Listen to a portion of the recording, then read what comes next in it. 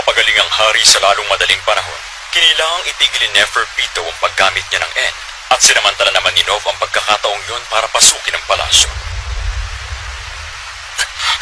Nakalapit rin ako. Sa wakas.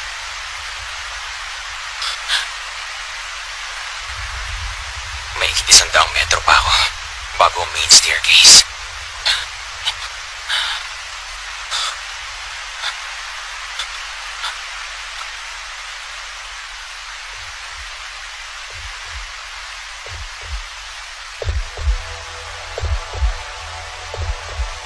Kakaiba din sa laki ang mga prutas ng mga punong to.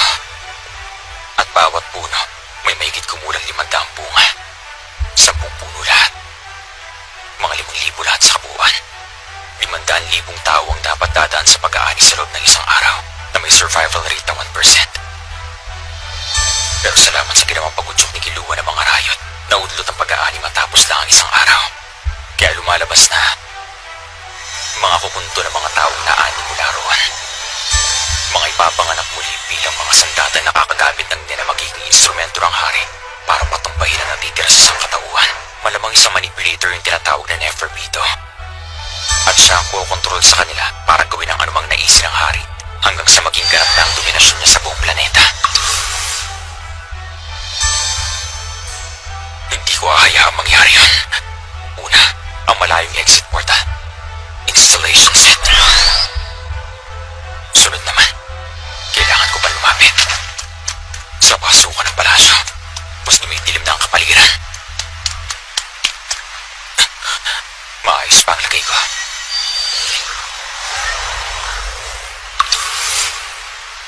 Pangalawang exit portal sa gitna. Installation set. Ngayon naman para sa malapit na exit portal.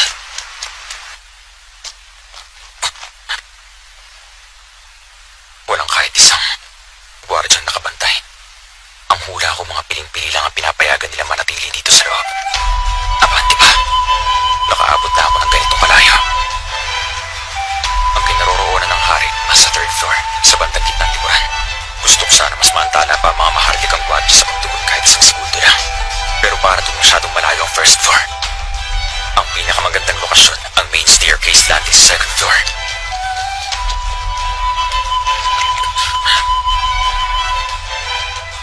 Lagpas ng courtyard na to ang main staircase paakyat.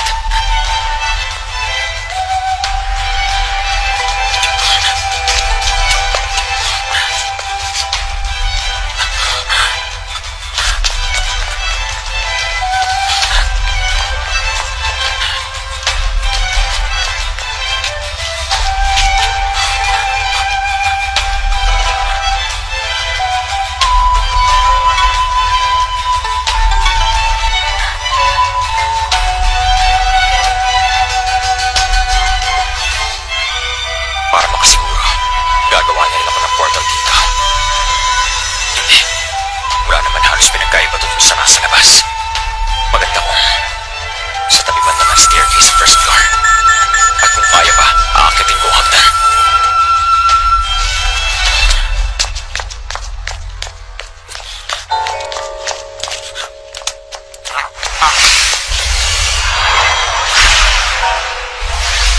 Scream.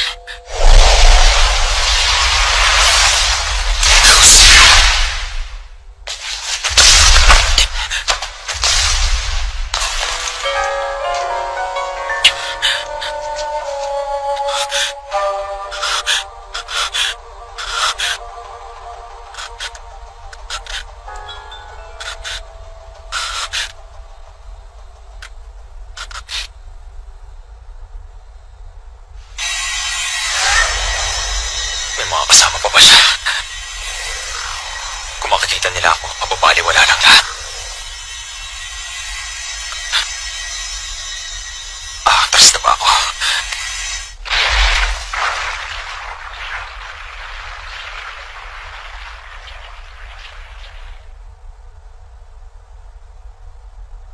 Walang dumadating. Mag-isa lang pala siya nagro-ronda.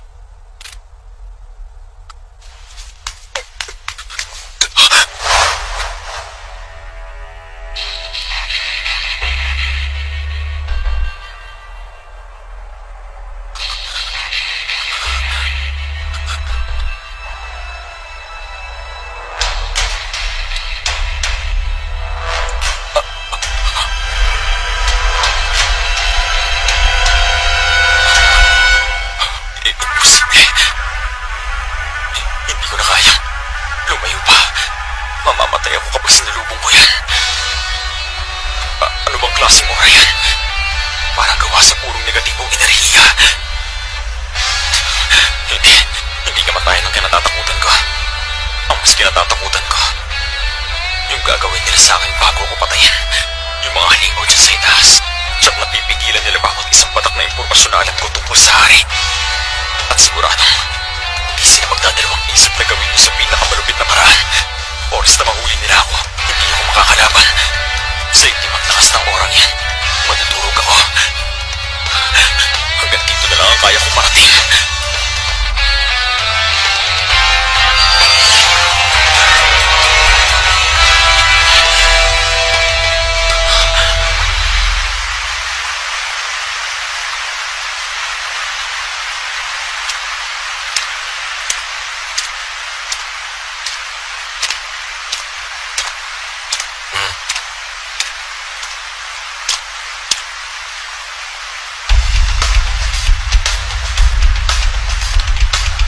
Hindi ba ikaw yung Leo na Kimera at na kumain sa nag-interview sa kanya sa TV? Leo ang pangalan ko. Huwag mong kakalimutan yun.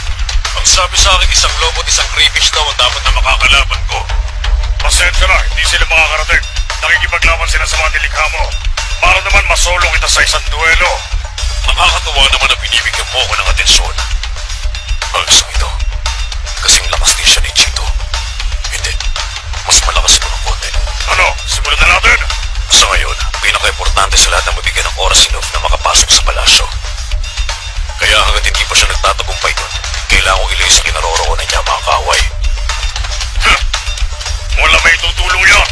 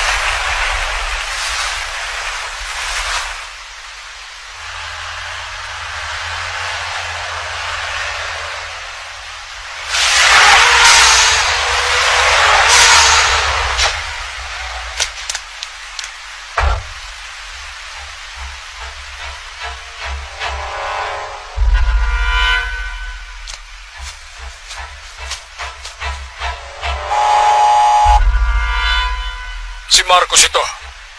Yung karbiyan? Opo. Ayon po sa utos ninyo. Mga freezer truck, pumapasok sa underground hangar ng palasyo para mag-deliver ng pagkain.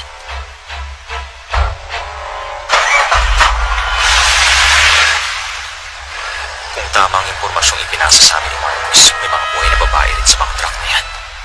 Hindi para maging pagkain ng hari, kundi para sa ikaaaliw ng mahalay na sekretary si Pisef kung naging maayos ang takbo ng plano, kasama sa mga babae munisipal.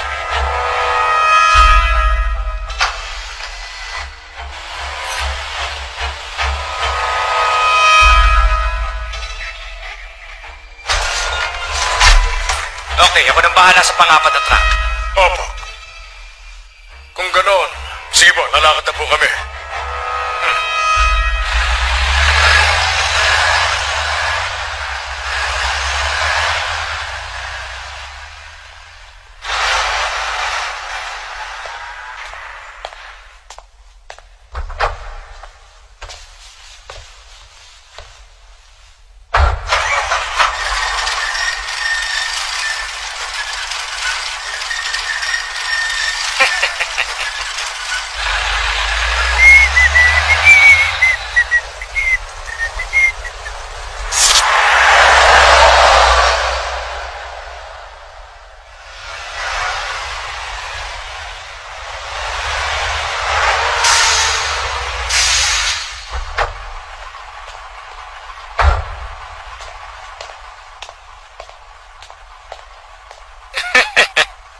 Area din ng underground hangar.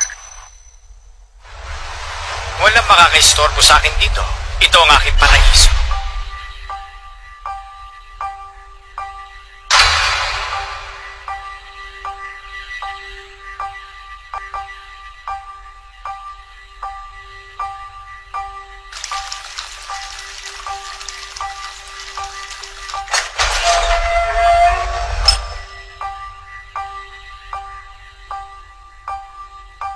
kayo, pwede lang lumabas. Wala kayong dapat ipag-alala.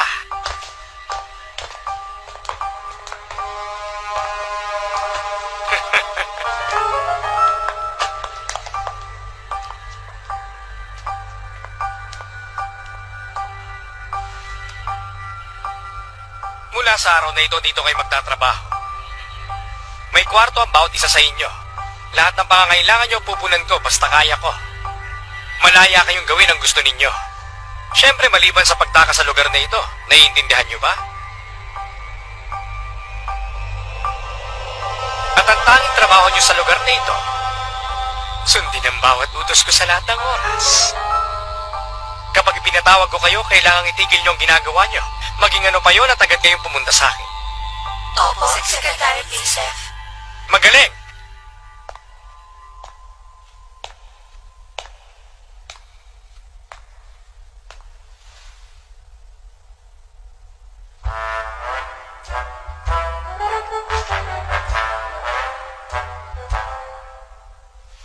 Ikaw, sumunod ka sa akin. Opo.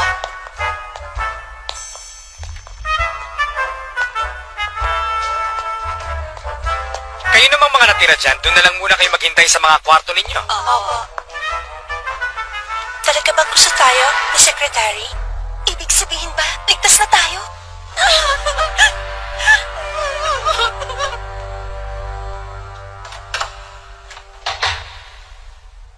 Kailangan ko makahanap ng paraan makalabas dito para makita ko ang hari at mga maharlikang gwardya. Nagagawa ni Palm na masubaybayan ang paggalaw at kinaroroonan ng sino mang nakita niya mismo ng sarili niyang mga mata mula sa kanyang bolang kristal saan man naroon ang target niya. Kapag ginamit niya ang kapangyarihan niyang to sa hari at sa mga maharlikang gwardya, magagawa ng mga kasamahan niyang hunter na ipatupad ang plano sa pinaka-epektibong paraan at sa pinakamagandang tiyempo. Isa lang ang labasan. Kailangan ko talagang gamitin si Bisef. Napaka-importante ng misyon ko para mas magtagumpay ang plano namin para matalo ang hari. Pero merong mas importante, higit pa sa pagkumpleto sa misyon ito.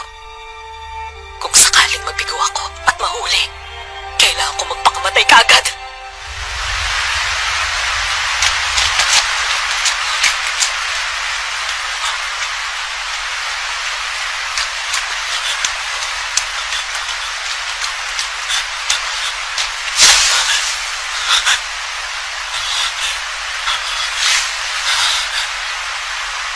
Ligtas na siguro ako dito.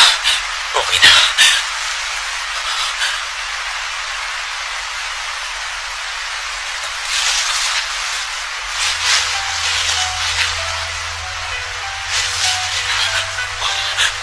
Huwag ka magpapadalos-dalos. Sa kabila ng lahat, nagtagumpay ako sa paglagay ng mga exit portal. Kaya kahit hindi mo makumpleto ang mission mo, may papatupad pa rin natin ang plano. Kapag nahuli ka, tapos na ang lahat. Ang orang yun. Ang nakakapangilabot na orang yun. Isang tingin lang. At nawalan na ako ng pag-asa. Nawala na ang lahat ako gustuhan ko lumaban. Gond, Kilua, bakit ganun? Malamang nakita niyo rin ang orang yun, hindi ba? Mas malapit pa siguro kayo nun. Naawakan at napapalimutan ang malagim na orang yun. Paano? Paano niyo pa nagagawa harapin sila? Bakit pa? Bakit nagagawa niyo pa rin lumaban? Para mailigtas ang kaibigan niyo? Para ba ipagtanggol sa katauhan? Paano niyo ba magagawang umiti pagkatapos nun?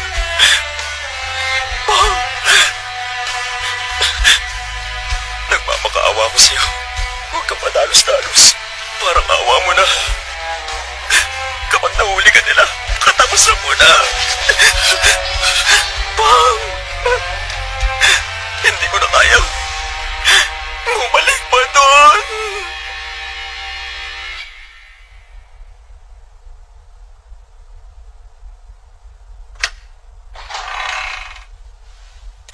Dinalhan ko po kayo ng malamig at masarap na maiinom.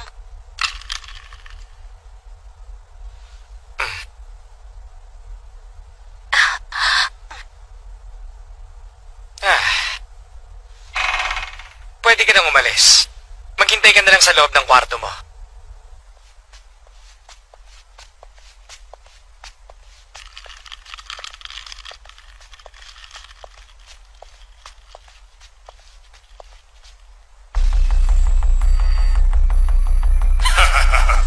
Ang kamangmangan mo sa lugar ang magdadala sa iyo sa hukay.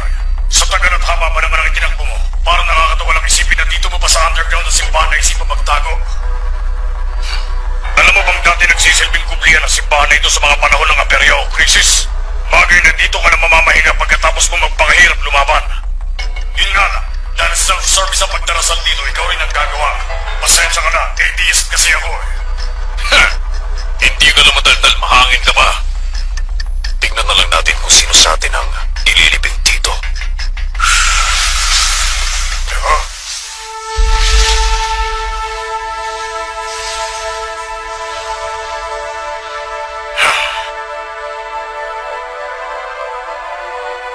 Sinabi na sa akin ni Chito ang lahat na nahuhubog mo raw ang usok mo para maging kung ano-anong bagay. Kahit alam niya yun, sinundan pa rin niya ako para labanan mag-isa. Hindi maganda. Mas lalo niyang isipin na pabor sa kanya ang sitwasyon. Mas lalong hindi siya magkaalangan na ipakita ang abilities niya. Yun lang. Hanggang ngayon wala pa ako nakikita. Gumagamit ng nena may kapangyarihan na mas marami nagagawa sa Deep Purple ko. Nararamdaman ko ng tensyon sa hangin. Gusto ko to. Pareho kami nakaabang na ipakita ng isa't isa ang kanilang nena ability. Hindi ko pipigilan to. Totoong masiguradong tapusin ang katunggali mo bago pa nila maggamit ang kapangyarihan niya. Pero ayoko ng ganon. Hindi ganon makipaglaban ang mga tunay na lalaki.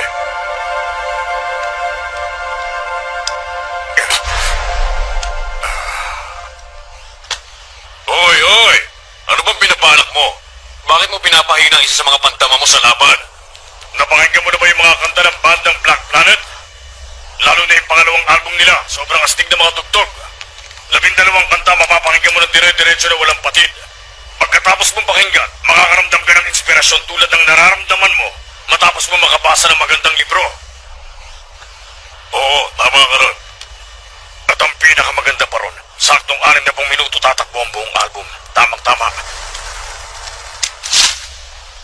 Classic to. Ayoko mang aminin pero sang-ayon ako dyan.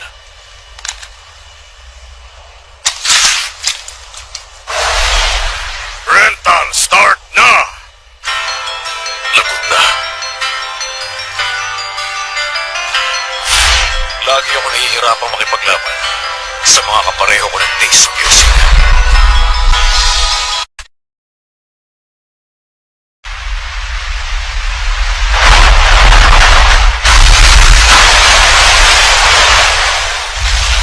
Nagagawa ng inamura ko na makatawag ng alon.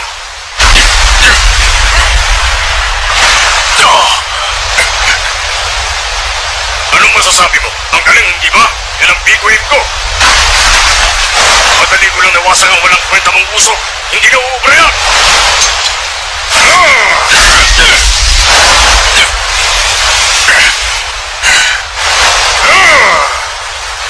Anong problema? Nahihirapan ka bang gumalaw sa tubig? O naiigit ka ba dahil ang tali ko nakakagalaw sa tubig gamit ang board ko? Sige, kung hindi ka maglilikot, tatapusin kita na mabilis! Kanina ka pa sabi na sa'yo yan. Ha? Hindi sa'yo ang ability yan. Ability yan ang kaibigan ko!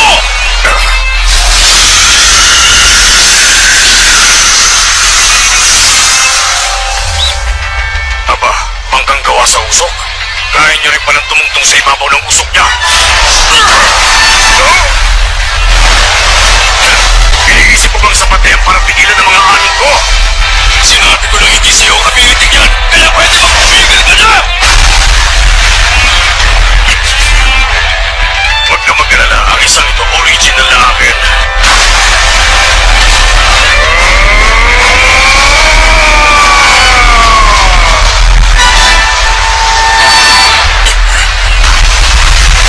Order!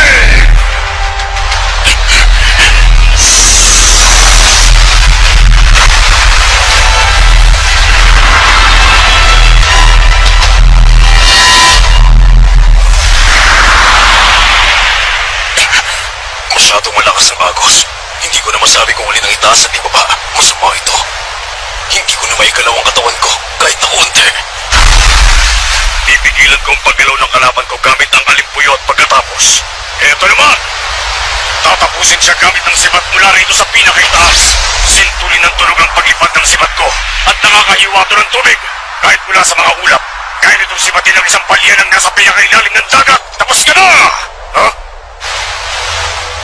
Nasaan na siya? Bakit nawala? Imposible. Hindi na siya dapat nakagalaw mula sa gitna ng alimpuyong yon. Wala siyang paraan para makatakas. Ha? Ang walang iyang to. Paano mo nagawa makatakas? Eh di bumuga lang ako ng hangin. Pagdating sa dami ng hangin na kaya ng baga, malaki ang kumpiyansa kung wala nang tatalo sa akin sa buong mundo. Ginamit niya na parang jet propulsion ang hininga niya para makalabas sa alimpuyo. Bibigyan kita ng pagkakataon para magpakita ang gilas. Kaya ngayon ako naman. Anong sinasabi mo ikaw naman? Kung naniniwala kang bibigyan kita ng pagkakataon makagamit ng ability mo, pues hangal ka. Ang tanging gagawin mo lang sa labang ito, malunod. Mula nung magsimula tayo hanggang sa puntong ito, may natutunan akong tatlong bagay.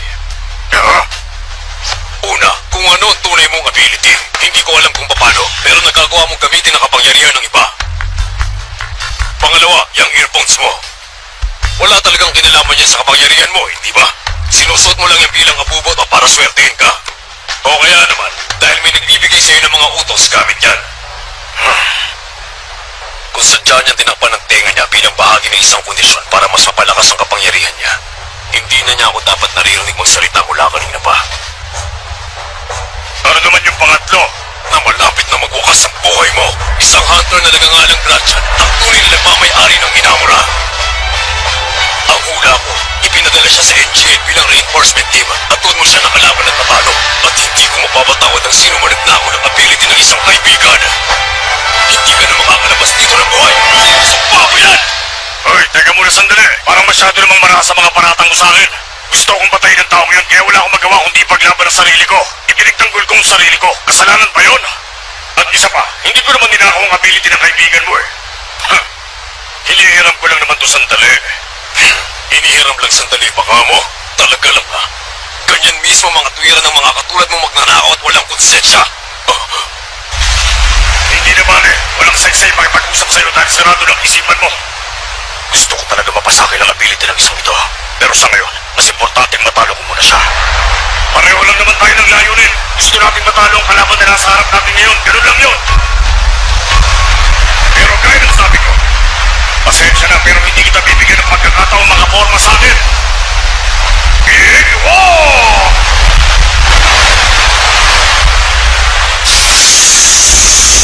Papahangin ko ang lahat ng espasyo ng simbahang ito at tatangay ka ng pader na alot ko. Tingnan na lang natin kung makahahon ka ba.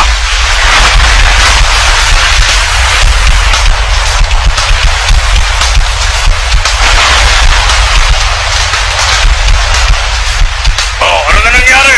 Makakaahon ka pa ba? Ano kaya maganda? Biyangin ko ang ulan niya gamit ang board ko o tuhugin ko ang bituka niya ng sipat ko. Hindi na mahalaga kung paano ko gagawin. Basta sa oras na lumitaw ang mukha niya sa ibabaw ng tubig, patay na siya.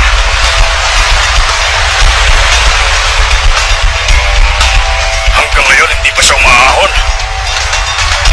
Posible kaya nalulod na siya agad? Hindi. Malaki ang kumpiyansa niya sa tagal niyang magpigil ang hininga niya. Kayang-kaya niyang hindi umahon ng 10 hanggang 20 minuto. Ha? Teka, posible kaya kaya niya manatili sa ilalim ng tubig na sintagal ang isang balyena?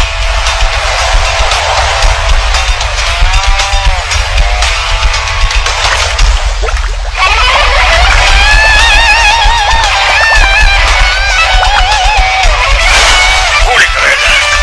Huwag kang kikilos at nang matuhog kita ng maayos. Ha? May isa rin dun sa kabilang banda. At isa pa. Ayun pa. Paano nangyaring lampas isa ang pinag-uulan? Alam ko na. Posible ito kung ginawa niya parang usang-usok niya na sumasangay sa iba't ibang lugar. Sa ganitong paraan, hindi niya ibubunyag ang tulay niyang posisyon. Hoy! Gano'ng katagal ka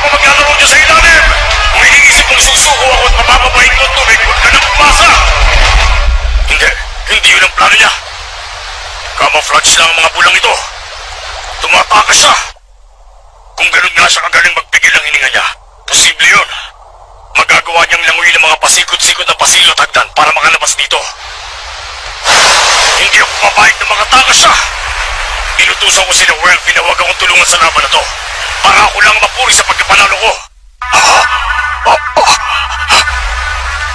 Nahihilo ako at ang dibdib ko sumisikip. Maaari kayang nalason ako.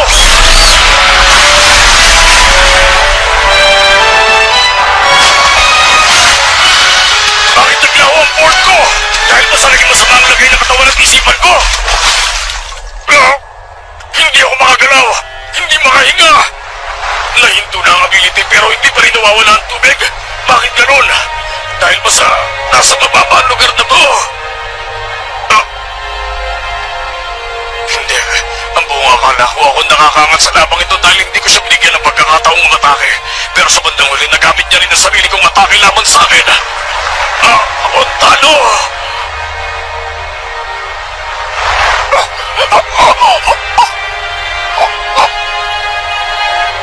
Mamamatay na ba ako? Dito sa lugar na to? Dito na ba talaga ako mamamatay sa lugar na to?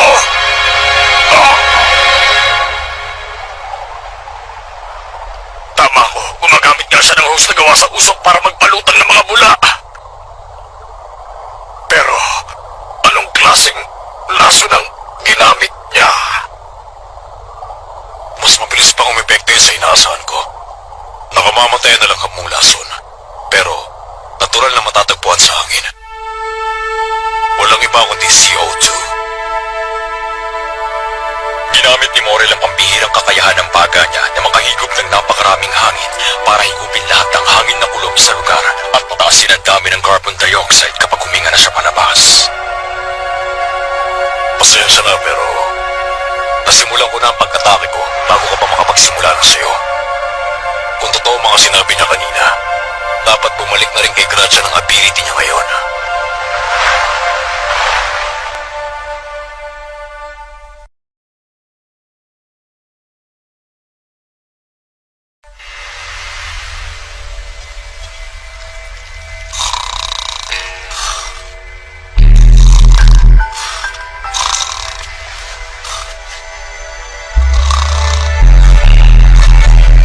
Ngayon may ilang oras ako para makapaglibot. Sa loob ng oras na yun, dapat makita ko na sila gamit ang sarili kong mata. Naobserbahan ko ang mga pagkilos ni Vincent gamit ang bolang kristal ko. Alam ko na kung paano makalabas sa lugar na to. Kahit na malaman pa ni Vincent na nakatakas ako, hindi niya masasabi yun kahit kanino dahil nililihim niyang tungkol sa lugar na to. Kahit ang mga kimeraan walang alam dito.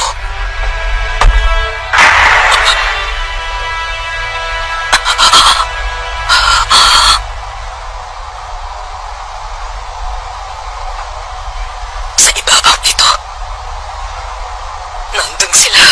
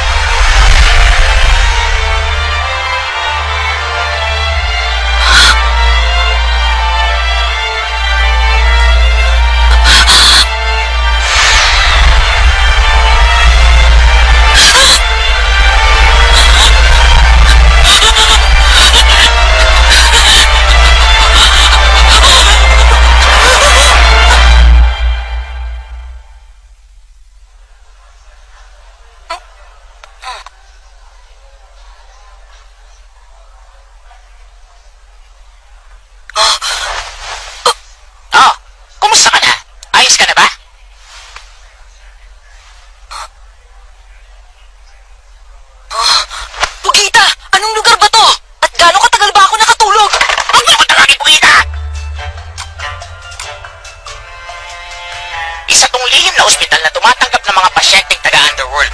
At 2 araw ka rin walang malay. Mabuti nga, buhay ka pa. 2 araw? Kailangan ko na magmadali. Uy! Dapat nagpapahinga ka pa. Baka bumuka yung mga sugat mo. Kailangan ko pang ituloy yung plano namin. Sira! Halos pamatay ka na, nalimutan mo na ba? Hindi ka pa pwede maglikod, kundi baka lumala pa yung kondisyon mo.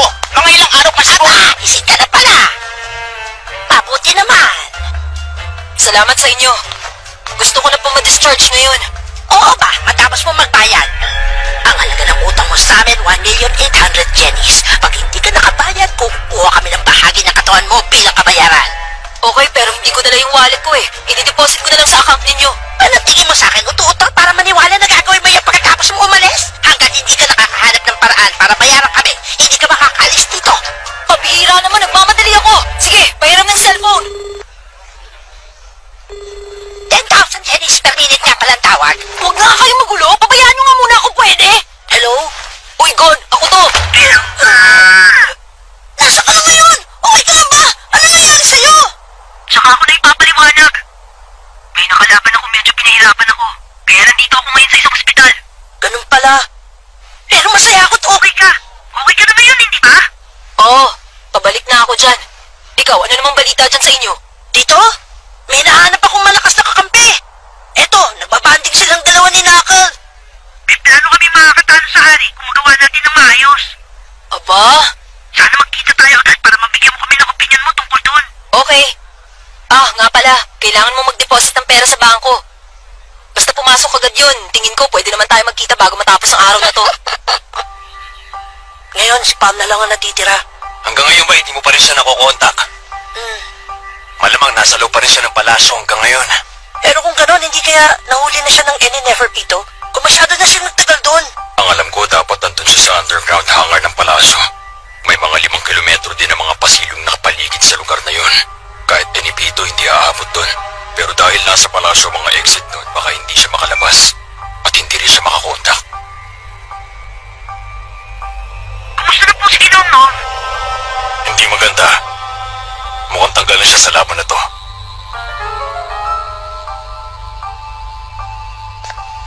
Pero, nagawa niya namang ilagay ang mga exit portal. Tuloy lang ang plano. Walang nagbago. 3 araw na lang.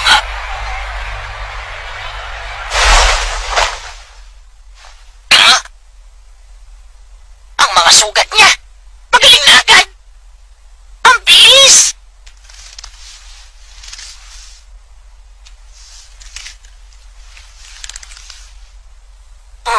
Mukhang wala ng problema. Okay na? Natanggap na namin ang bayad mo. Makakaalis ka na ngayon din mismo. Bawal ang tambay.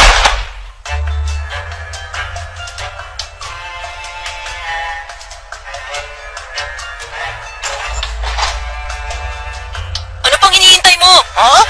Tara na! Ha? Pupuntahan natin ang mga kasama ko. Ipapakilala kita. Pero... Sige, hindi kita pipilitin kung ayaw mo. Salamat sa ginawa mo para sa akin. Ingat ka na lang. Hindi. Kasi... Ang gusto ko sabihin... Okay lang ba na sumama ako sa'yo? Isa kasi kung... Okay lang ba talaga? Ganon. Ang akala ko pa naman magkaibigan na tayo. Ako lang palang nag-iisip nun. Talaga bang... Okay lang na sumama ako? Wala akong pakialam kung okay o hindi. Ang tanong, sasama ka ba o hindi? Wah! Sasama ako! Siyempre sasama ako!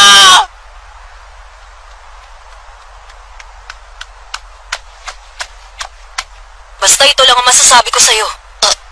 Sa susunod na may mangyari uling ganito, huwag kang magugulat kung hindi na kita pasasalamatan. Kaya naman kapag may nangyari at nagkataon na ako naman ang kailangan umalalay sa'yo, hindi mo na rin ako kailangan pasalamatan. Natural lang na magtulungan ng magkaibigan, hindi ba? Oo. Mula ngayon siguradong marami tayong mararanasang sitwasyon na kakailanganin natin magtulungan. Hindi malaking bagay na suportahan natin ang isa't isa. Bakit pa tayo naging magkaibigan? Ang corny naman kung magpapasalamat tayo sa bawat maliit na bagay. Hindi yun cool. Ito na yun.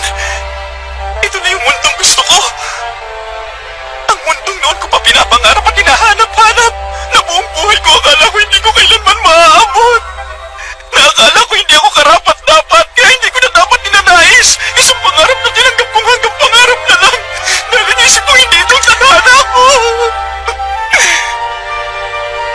Kailanman, alam mo, sa sobrang saya ko, pwede na akong mamatay.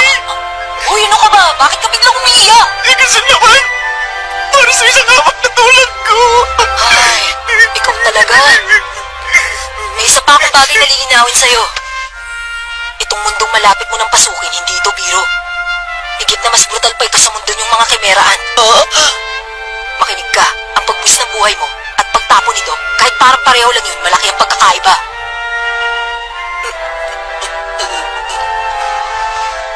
Sa mga nabubuhay na araw-araw nakaharap kay kamatayan, hindi nila sasabihin na okay lang na mamatay na.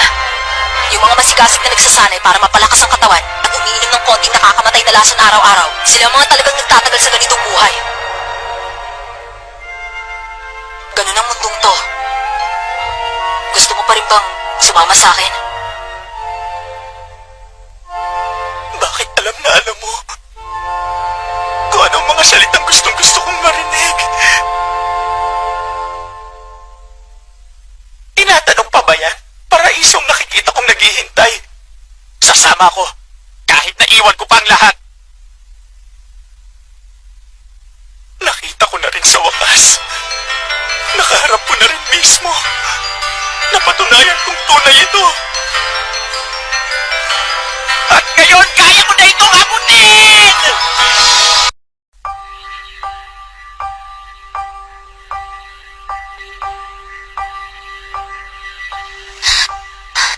Pahinga na muna.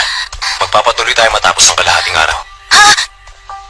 Hindi, kaya ko po magpatuloy. Hindi ako masisihang matalo ang isang hindi na makaupo ng tuwid sa sobrang pagod.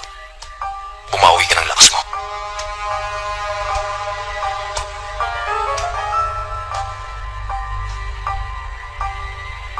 Kahit na mawalan siya ng braso, hindi siya tumigil sa paglalaro. Pero ngayon, alang-alang sa babaeng to, nilabag niya ang sinabi niya. Ang babaeng ito, mapanganib siya. Kapag nagpatuloy ito, baka malaking problema ang may dulot niya sa amin.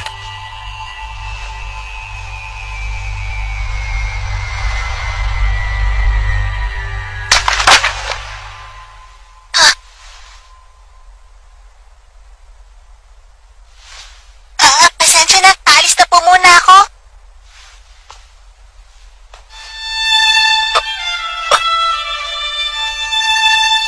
Hindi ako dapat magpadala sa bugso ng emosyon. Pinili ng hari na bawiin ang mga salita niya para mas pagtibayin ang pagkapanalo niya.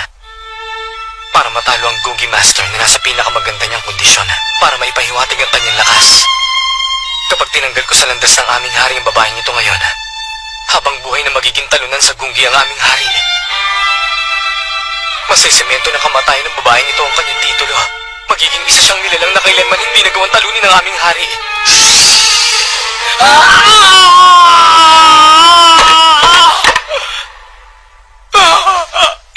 Napakalaki kong hangal! Dahil sa kapusukan ko, muntik na matungisan ang pangalan ng mahal na hari namin ng habang buhay!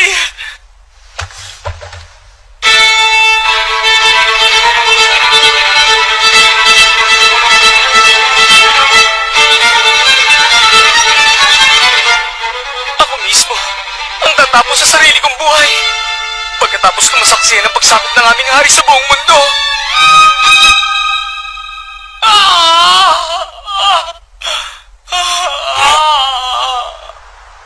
Ganito, papasok tayong pito sa loob ng palasyo sa pamamagitan ng mansyon ni No.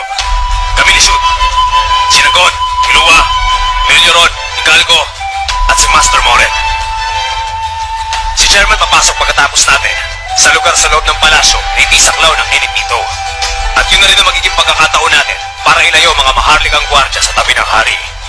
Kayo mauna doon, Gon, kasama ni Kilua at Hidalgo.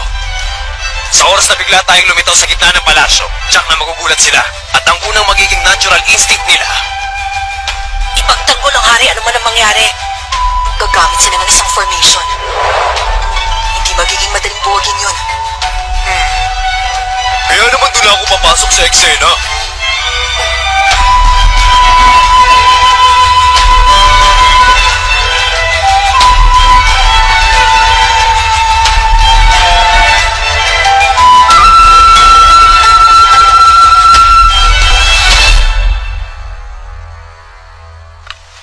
Okay, ngayon, sinong may tanong sa inyo?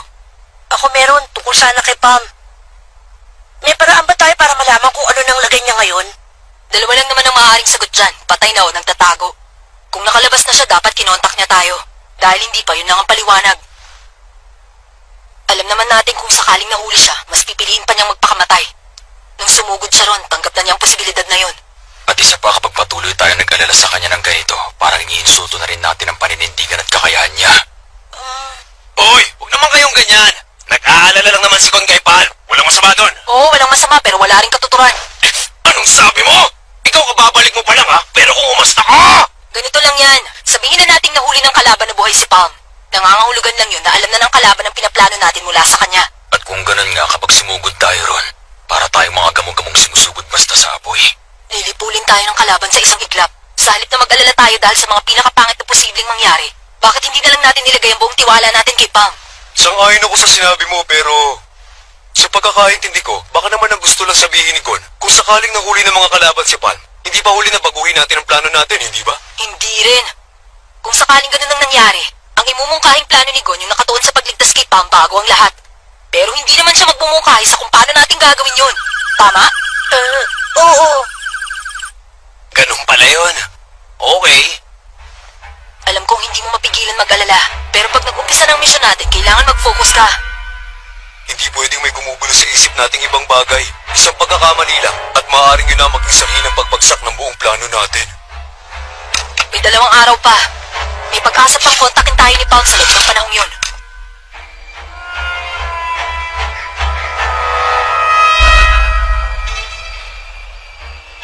Talaga?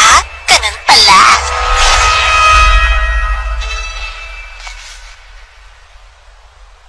Kung opening sa bandang kanan ang ginawa ko, masangkot ba? Mas dapat mong pinagtuunan ng pansin ng Kibak. Magiging malakas na opensa at depensa yun at mas mahihirapan akong kontrahin yun dahil nasa gitna ito ng tabla. May tamang panahon para umabante ng walang takot at pag-aalinlangan. Dapat yun ang hintayin. Kung hindi mo gagawin yan, hindi mo rin magagawang sirayan ang konsentrasyon ng katunggali mo. Hindi ko estilo maghintay ng matagal.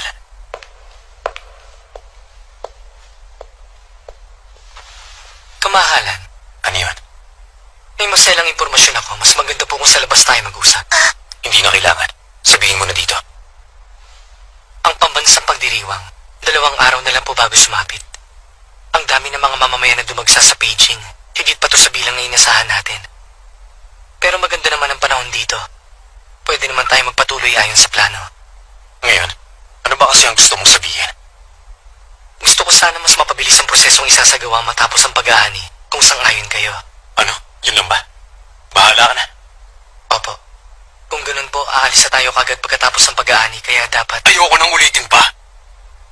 Sabi ko na ngayon na ikaw na ang bahala, hindi ba? Huwag kang magpapakita sa akin agad hindi kita tinatawag. Ano nangyari sa'yo? Ikinapoy ka rin yan, oh. Kailangan lang naman nating hintayin hanggang sa manalo ang hari. Sigurado mga ilan laban na lang at mangyayari na yun, hindi ba? Hindi. Ha? Sandali, hindi ba ikaw rin ang nagsabi nun kani-kanina lang? Totoong umuunlad ang mahal na hari sa loob ng napakaiksing panahon. Pero yung babae nag-evolve din. Lumampas na sa antas na kayang abutin ng mga hula at kalkulasyon ko. Pero, hindi naman siguro magtatagal at malalamang ang disa ng hari. Sana nga magkaganon. Sigurado yun. Huwag mo nang masyadong isipin.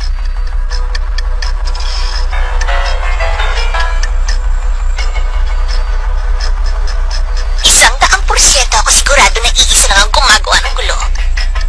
Siya rin yung pasaway na tao na katalo kay Leon. Nakumpirma ko hinala ako sa report ni na Welfin. Yung mga sundalong gumagala, lahat mga puppet na gawa sa usok na. At dahil hindi karaniwan sa mga non-puppet ang mga pagkilos nila, nagawa nila akong nilangin na tulad ng isang smoke screen. Mas marami ang mga puppet ko sa mga sundalo niya pero mas epektibo makipaglaban yung mga sa kanya. Gusto ko na talaga siyang labanan. Kaya lang hindi naman kasi ako makakaalis dito, meow. Baka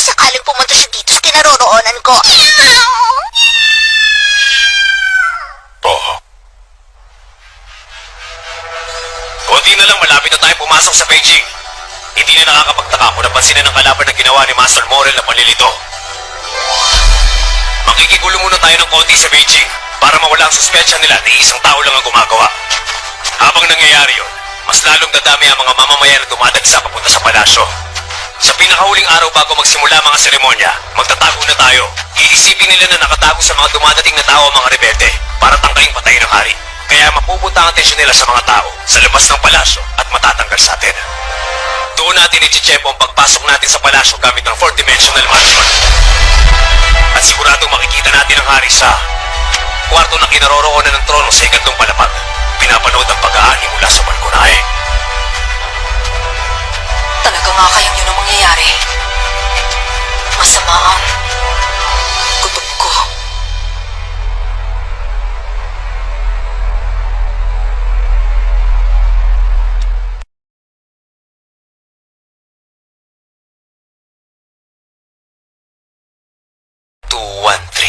Infantry. 4519. 872, Lieutenant General. 433. Archer. Patuloy niyang pinupunteriya ang mga kahinaan ko nang walang pag-aalinlangan. At mas lalo pang bumibilis ang reaksyon niya. 211, Knight. 661. Lieutenant. Pero hindi ako nababahala. Kung tutusin, nasisihan pa nga ako. Pakiramdam ko dahil yun sa ganun direksyon niya dinadala ang laban. Patunay lang yan na napakalayo pa rin ang agwat ng antas ko sa kanya hanggang ngayon. Hanggang saan pa kaya aabot ang lakas niya? Mahal na leader. May nararamdaman akong kakaiba.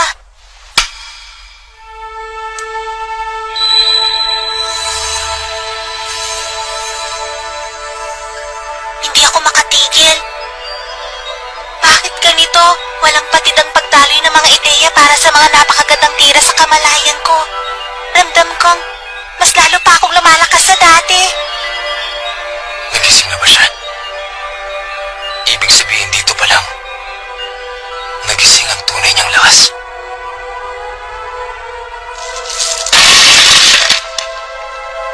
Checkmate na yun, di ba? Pasensya na, pero maaari ba akong humingi ng maiksing pahinga? Itong unang pagkakataon na humingi siya ng kahit na ano. Bakit? May problema ba?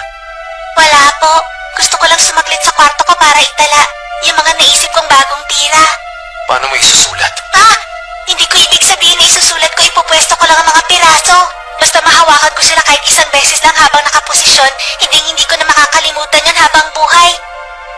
Memoryado niya lahat ng tirang nagawa niya. Kung ganun, sige. Magpahinga ka. Salamat po. Walang kwentang tanong. Pangalan. Hoy! Sabihin mo, ano ang pangalan mo? Ako po ba? May iba pa bang narito? Kamugi po. Komugi. Mahal na leader, pwede ko rin po bang malaman kung anong pangalan ninyo, mahal na leader? Ano ang pangalan ko? Ano nga bang tawag sa akin? Pito! Opo, ano pong kailangan nyo? Poof! Opo. UP! Opo. May problema po ba, kamahalan? Poof! Opo. Tama yun. Ikaw nga si Puff. Ngayon, gusto ko malaman kung ano ba ang pangalan ko. Hayaan niyo pong ako magsabi sa inyo. Kayo po ang hari. Hindi na kayo makikilala sa iba pa. Ang nag-iisang hari at wala kayong kapantay. Sa ngayon nakababahalang napakaraming impostor na gumagamit ng pangalan nyo ng walang permiso. Pero isa-isa namin silang tatanggalin sa landas nyo. Nang sa ganun, isa lang ang kikilalanin ng buong daigdig bilang kanilang hari, walang iba kundi kayo. Yun ay kung matatanggal natin ang lahat ng iba. Ang hari ay isang titulo lang. Maaari itong ipagkaloob sa iba. Hindi yun isang pangalan. Ikaw naman, Yubi. Hindi po ako karapat dapat na tanungin ang ganun kahalagang tanong. Hindi po abot ng kakayahan kong sagutin ang tanong ninyo. Pasensya na, kamahalan. Pito, Sa palagay ko po ang pinaka-importante rito ay ang nararamdaman niyong kamahalan. Naniniwala akong angkop ang anumang pangalan na may isipan ninyong gamitin. Nasa sa inyo po kung anong maibigan niyo. mukhang ganun na nga lang. Hindi niyo naman kailangan magmadali ron kahit pagkatapos na ng pag-aani. Sa ngayon, prioridad natin na matapos lahat ng mga paghahanda para sa magaganap na pagdiriwang bukas ng umaga.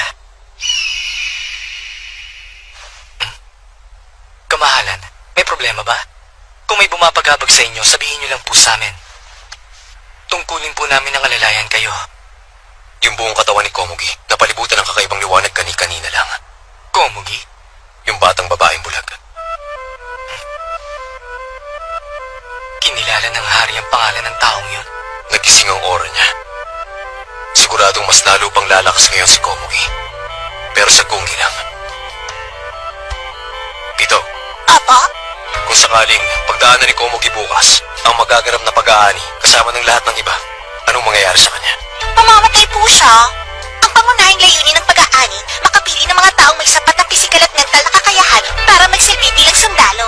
Ang mga individual ang makakapagpamalas lang ng pambihirang kakayahan sa pakikipaglaban ng matitirang buhay. Kamahalan, huwag po. Pagkatapos ko makilala si Komugi, naunawaan ko may iba't ibang paraan kung paano magpamalas ng lakas. Halimbawa na lang, nung bago tayo nakarating sa lugar na ito. Kamahalan, huwag nagmamakaawa ko. May pinatay akong musmos. Kamahalan, hindi niyo dapat sabihin ang bagay na yan.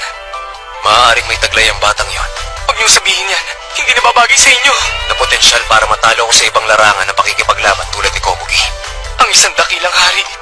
Naudlot ang pag-usbong nun dahil sa akin. Hindi dapat nagsisisi sa anumang ginawa niya. Dinuro ko siya ng walang dahilan at winakasan ko. Tumigil na po kayo, kamahalan. Huwag niyo na pong ituloy. Ako ang... Hari!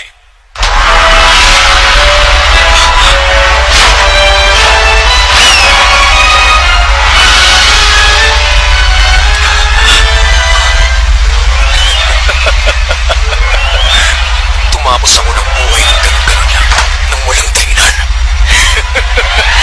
Ibig sabihin lang nun, walang kapantay ang lakas ko.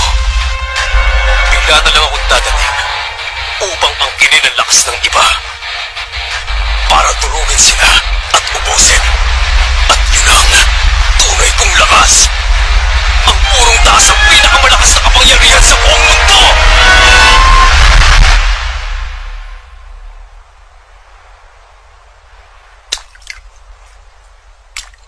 Hindi ako karapat-dapat maging maharlikang gwardya. Bakit? Nagkamali ako ng inisip tungkol sa ating mahal na hari. At dahil doon para ko na rin siyang ininsulto. Napakahangal ko para akalain pagsisisihan ng hari ang mga kinilos niya na magdududa siya sa sarili niyang pagkatao. Palagi ka na lang ganyan na sobra-sobra ako mag-isip. Alam mo ba yun? Oo, hindi ko yun ipagkakaila. Pero hindi rin namang may pagkakailang may mga ipinagbago ang mahal na hari simula nang dumating yung babaeng yun. Oo, yun nga napansin ko. Simple lang naman. Kung nakakasagabal na yung babae, iligpit natin siya. Hindi ko alam ang mararamdaman ko at nagkatugma ang pag-iisip natin. Ganun na nga. Ang kapangyarihan kong nangingibabaw. Wala silang sinabi sa akin. Walang laban at walang halaga ang lahat ng sa iba. Para silang alikabok sa ilalim ng mga bako. Tinatangay ng hangin hanggang maglaho. Komugi. Wala siyang pinagkaiba sa kanilang lahat. Ang kakayahan niya, limitado lang sa isang tabla, isang simpleng laro. Sa isang iglap lang, sa tulo ng mga daliri ko, kaya-kaya ko siyang gawing karne. Nakasalali sa disposisyon ko, ang buhay niya. Kapag naisipan kong gawin, kaya kong waksan yun ngayon mismo. Tama yun. Ano pa bang kailangan ko sa kanya? Ginusto ko lang magkaroon ng libangan habang hinihintay ang pag-aani. Yun lang. Bukas na ang pag-aani. Masyado ko nang pinatigal ito. Tapos na ang paglilibang ko. Hindi ko na siya kailangan. Tatapusin ko na siya. Ngayon na.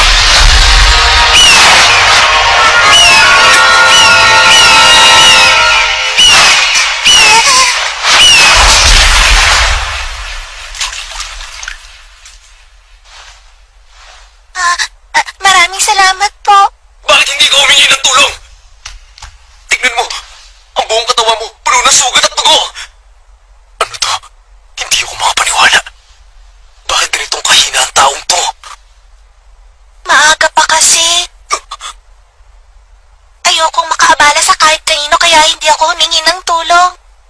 Hindi ka makakaabala sa kahit na kanino. Ano ba to? Isa ka napakahalagang panauhin. Ano bang sinasabi ko? Hindi ba't nagpunta ako rito para wakasan ang buhay niya?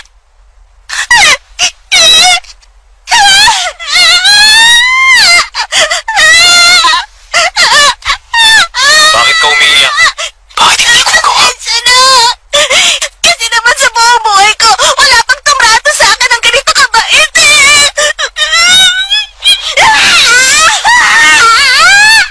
Ano bang klaseng nilalang ang isang to?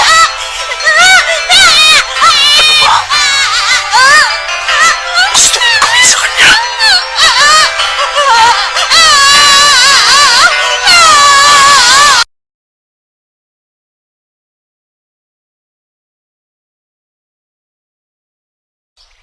Isang araw na lang ang natitira bago magganap ang pag-aani.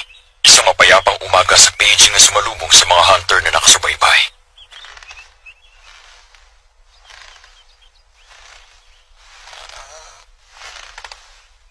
Uy! Magandang umaga! Magandang umaga. Ang aga niyo gumising. May 19 na oras pa tayo bago sumapit ang hating gabi. Ito na ang huling gabi natin. Okay, i-review natin uli ang plano.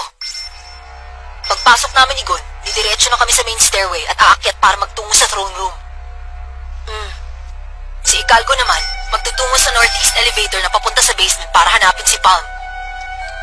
Kapag nahanap mo siya, huwag mo na kaming alalahanin basta tumakas kayo. Us! Kung nandun ang hari at ang 3 mahalikang gwardya, kikilos tayo ayon sa pinaka-original na plano natin. Ang problema, paano nang gagawin natin kung wala sila doon? Parang kanina mo pa iniisip na mangyayari yan. Sa tingin mo ba malaki ang posibilidad na mangyayari ang bagay na yan? Sa totoo lang, sa tingin ko malabong mangyari yun. Pero minsan kasi madalas mangyari ang hindi inaasahan. Hindi ba parang kinokontra mo lang ang sinasabi mo? Pinag-aralan mo ng mabuti ang pattern ng kilos ng kalaban. Kaya iniisip mong ito na ang tamang oras. Pero kadalasan kapag may inaasahan kang bagay na maganap sa tinakdang lugar at oras, doon naman nangyayari ang hindi mo inaasahang bagay. Hindi nyo pa ba naranasan yun? Madalas mangyari yun sa dati kong trabaho. Para bang laging nang aasar ang tadhana na mangyayari ang pinakaayaw mong mangyari. Ang pagkakaiba nga lang, pwede kang sumubok ulit sa mas magandang tiyempo para mas makatiyak ng tagumpay. Pero hindi natin pwedeng gawin yun dito. Isang pagkakataon lang ang meron tayo. Oras na sumugod tayo, wala nang atrasan. Kapag nag-alinlangan tayo, maaari natin yun ikamatay. Kaya maigi na yung ngayong pa lang, mapaghandaan na natin ang anumang sitwasyon na maaaring maganap. Kung sakaling wala sila sa throne room pero nasa loob pa rin sila ng palasyo, walang problema. Sa laki ng saklaw ng inipito, sigurado mapapalibutan niya ang buong palasyo hanggang sardin at lampas pa doon ng konti. Kaya sa oras na maramdaman natin na nakakapangilabot na oras niyang yon kapag nakapasok na tayo sa loob ng palasyo, sigurado nang nandun sila sa loob. Ang kailangan na lang gawin, hanapin ang pinakasentro ng orang yun kung saan ito pinakamalakas at tsak na nasa gitna nun si Pito. Ang mahalagang tanong, anong gagawin natin kapag hindi natin naramdaman ang aura niya? Sa madaling salita, anong gagawin natin kung wala sila sa loob ng palasyo? O kung nasa loob nga silang lahat ng palasyo, pero hindi naman sila gumagamit ng N? Posible ba talagang nasa loob sila ng palasyo pero hindi sila gagamit ng N para protektahan ang hari? Parang imposible kong iisipin pero ganun na nangyari nung pinasok ni Ginoong ng palasyo. Hindi nga. Mismo, doon nga ako pinaka-naguguluhan eh. Ayon kay Colt, yung nakita daw ni Nov, aura ni Puff at hindi ni Pito. Hindi iniiwan ng mga maharlikang gwardya ang hari. Kaya kung nandun si Puff, ibig sabihin nandun din yung 2 natitirang gwardya kasama ng hari. Isipin nyo, sa anong dahilan ititigil ni Pito ang paggamit ng N? Bakit siya pinalitan ni Puff? At dahil doon parang hinayaan na rin nilang makapasok si Nov. Hula ko ang sagot sa mga tanong na yun, nasa nature ng kapangyarihan ni Pito. Eh di kung ganun, itanong natin kay Colt ang tungkol doon. Ganun na nga. Sa palagay ko, noong mga oras na yun, may kinukumpuni si Pito. Kinukumpuni? Tulad ng sabi ko sa inyo noon, si Pito ang nagbuuli sa katawan ni Kite, hindi ba? Ngayong iniisip ko, parang hindi rin nga nakagamit si Pito ng N noong mga panahong yon. Malamang kailangan niya ang buo niyang konsentrasyon habang nagkukumpuni. Kaya malaki ang posibilidad na yun nga ang dahilan. Kaya hindi niya nagamit ang N at mga puppet niya kailan lang. Ngayon medyo naiintindihan ko na. Nung panahong yun, may napinsala sa kanila. Malamang yung hari o alinman sa mga maharlikang gwardya. Kaya kinailangan itigil ni Pito ang paggamit ng N at mga puppet. Teka muna, time out. Ang dapat nating itanong, sino naman ang posibleng makapinsala sa mga halimaw na yon? Oo nga no. Sinungaling kaya sila? Baka naman yung hari ang gumawa nun sa isa sa mga mahalikang gwardya. Hindi rin. Sa tingin ko, imposible yun. Hindi titigil ni Pito ang paggamit ng N at ilalagay sa panganib ang hari para lang sa mga kasamahan niyang maharlikang gwardya. 100% ako sigurado ron. Kahit itaya ko pa mga natitira kong kalamay. Kung ganon, ibig sabihin ng napinsala, yung hari mismo nila. Oo nga naman. Mas may saysay kung gano'n. Pero kung gano'n nga, ang sunod na lumalabas sa tanong, sino naman ang nakapinsala sa hari? Hindi naman yung mga maharlikang gwardya. At kung hindi sila, wala na makakapinsala sa kanya. Walang kalaban-laban ng mga karaniwang kawal. Tama. Kaya nga natitira na lang na sagot dun eh. Yung hari ang nanakit sa sarili niya? Sa anong dahilan naman niya may isipang gawin yun? Hindi rin namin alam pero wala na kasi ibang paliwanag. Yun lang talaga eh. Hindi man lang nga kami nagtaka kung bakit nangyari. Basta nagmadali kaming samantalayin ang sitwasyon. Pero totoo nga nagawa lang namin pasukin ang palasyo nun dahil malamang may nangyaring anomalya. Ano nga kaya talaga nangyari sa lugar na yun? Hindi ko gusto ito. Nagsisimula na ako maghinalang may nangyayari kakaiba sa loob ng palasyong yun. Attention! Sisimula ng pagmarcha patungo sa palasyo. Mga mamamayan ng Sector A1, maglibot sa Plaza Diego ora mismo. Para naman sa mga mamamayan ng ibang sektor, umanda na para sumunod sa pila.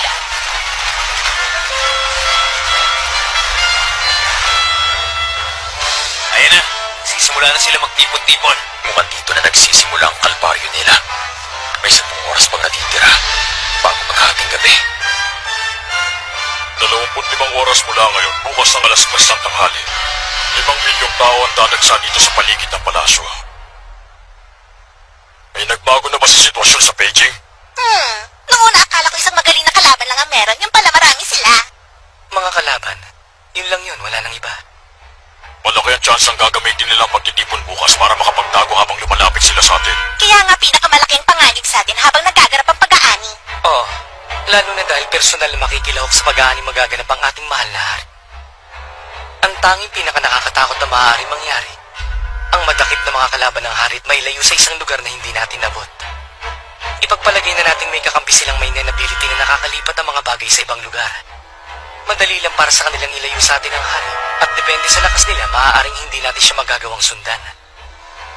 Kaya mas makakasiguro tayo kung may isa sa atin na hindi aalis sa tabi ng hari. Hindi matutuwa doon ang mahal na hari. Hindi mo ba napansin? Kailan lang mas nagiging irritable siya kapag masyado tayo nakadikit sa kanya? Kung ganon, kailangan natin siyang bantayan ng hindi niya nalalaman. Kailangan natin ng isang pwedeng hindi masyadong malapit at hindi rin masyadong malayo, na kayang bantayan ang paligid habang ginagawa niya pa rin ang papel niya sa pag-aani. Isang hindi masyadong kapansin-pansin ang itsura. At isang hindi madali mawala ang konsentrasyon sa mga bagay na hindi importante. Mukhang wala na ako magagawa. Ako ang pinaka-nababagay sa trabahong yun. Process of elimination. Yun lang yun, wala na ibang paliwanag. May problema ba? Ang mga bakas ng ora ng mga kalaban natin tuluyan na itong nawala. Kahit nakakaunting palatandaan ng ora nila, wala na akong nararamdaman. Malamang gumagamit sila ng Zetsu para makapagtago sa mga taong nagmamarcha.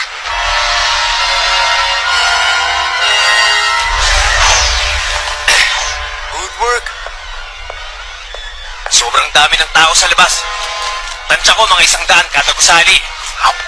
Hula ko, ibinagsiksikan sila sa loob. Kung mapapanatili nating nakatago ang presensya natin, iisipin nila na nagtatago tayo kasama ang ganong karaming tao. May posibilidad bang ipagpaliban nila ang marcha ng mga tao sa palasyo kung ganon? Wala, malabo yun. Dahil kapag ginawa nila yun, ibig sabihin maatala din ang seremonya ng pag-aani. Para na rin nagparaya ang hari sa mga kalaban niya at tumanggap ng pagkatalo. Hindi hahayaan ng mga maharlikang gwardya na mangyari yun. Matutuloy ang pagtitipon sa palasyo kahit na ano pa ang mangyari. Bukas ng alas 3 ng tanghali. Yun ang isang bagay na maaasahan ninyong hindi magbabago. Nagsimula nang gumalaw ang mga tao. Hindi na matunto ng mga papi ko kung sino sa kanila ang sino. Ano sa palagay mo? Pabalikin ko na lang kaya sila dito? Huwag. Mas delikadong hayaang masyado malayo makakilos ang kalaban natin. Utusan mo na lang silang samahan yung mga sundalo na nangangasiwa sa marcha para ipakita mahigpit ang seguridad at hindi sila maging kampante.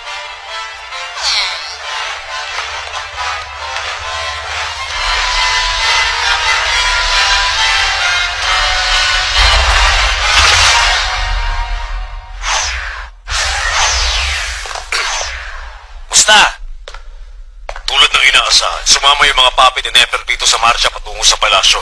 Ang tansya ko, sa loob lang ng isang oras, mababakante ng lahat ng mga sektor doon. May 6 na pasukan sa paligid na konektado sa kwarto sa mansyon na may portal sa loob ng palasyo. Malamang mas maigpit ang bantay ng mga maharlikang gwardya sa harap kaya umingos tayo. Mag-aabang tayo sa A, B at C na pasukan sa likod ng palasyo. Sa oras na pumasok tayo sa kwarto sa mansion gamit yan, makakalabas tayo sa mga exit portal na nasa loob ng palasyo, tama? Bakit ha? Huwag mo sabihin natatakot ka. Tigilan mo nga ako. Gusto ko lang makasiguro kaya ako tinanong. Kapag naghintay tayo sa pasukan sa likod ng palasyo na masyadong matagal, delikado. Pero kapag pumasok naman tayo sa mansion na masyadong maaga, hindi tayo makakalabas hanggat hindi hating gabi. Hindi tayo makakatanggap ng impormasyon sa labas. Hindi natin malalaman kung anong nangyayari at wala tayong magagawa para remedyoan ang sitwasyon kung sakali. Bukod doon, hindi tayo makakagamit ng cellphone dito maging sa palasyo dahil matitiktikan nila ang signal. Kaya dapat pag-isipan natin na mabuti dahil maraming pwedeng mangyari sa maiksing panahon na natitira. Kung nakakulong tayo rito, hindi natin malalaman kung ano ang sitwasyon. Pero anong gagawin natin? Kasasabi mo lang na delikado rin maghintay malapit sa palasyo. Oo.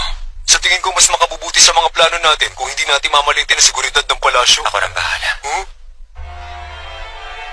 Wala nang ibang malayang nakakapasok at nakakalabas sa mga pinto ng mansion kung ito kundi ako lang. Ako na ang magiging informer niyo. Sa ngayon, mas makakabuti magpahinga na muna kayo rito. Sigurado ka bang ayos ka lang? Wala naman siguro magiging problema kung magmamatsyag lang ako sa malayo. Kahit na lumapit pa ako, basta hindi lang ako tumungtong sa saklaw ng Enipito. Kaya ko. Pero, tandaan mo, kailangan mo pa rin mag-ingat. Hindi sumusunod sa karaniwang bilog na hugis ang Enipito. Pabago-bago ito at walang hugis na parang amoeba. Yun mismo ang orang tumama kay Kurt. Sa tingin ko, malamang sinadya niya magpatama doon. Natural na gugustuhin ng isang mandirigma na malaman kung gaano kalakas ang makakalaban niya. At ang kagustuhan yun ang dahilan kung bakit nagkamali siya ng husga sa tunay na lakas ng kalaban. May mga lugar na umaabot ng 2 kilometro ang Enya. Tiyakin mong hindi mo yung matatamaan. Huwag kayong mag-alala. Sa lahat sa ating nandito ngayon, walang dudang ako na ang pinakatakot sa kanila. Hindi ako magiging pabaya.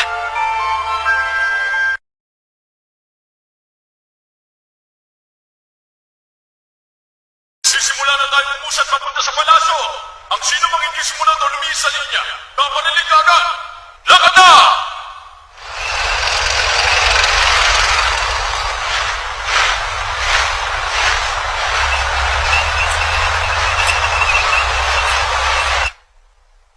Pito, sabihin mo nga, alam mo pala na may umatake kay Komugi kanina, tama ba? Opo, dahil sakop po ng Encong buong palasyo. Kaya lang po, hindi naman yun banta sa kaligtasan niyo kamahalan. Kaya pinabayaan ko. Mula ngayon, inuutusan kitang bantayan din na maigi si Komugi at tiyaking hindi ito mauulit sa inaharap. Opo, masusunod po.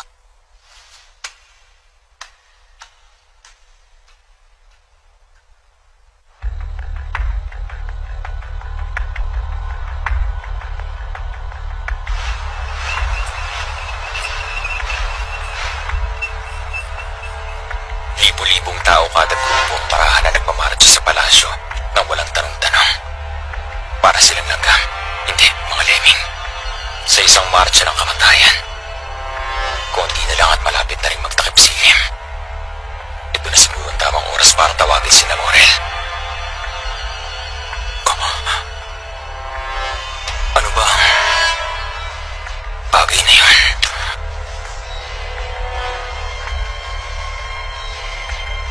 Mga kaliskis. At dinadala ng hangin ng mga kaliskis mula sa pakpak niya papunta sa mga tao. Ibig sabihin,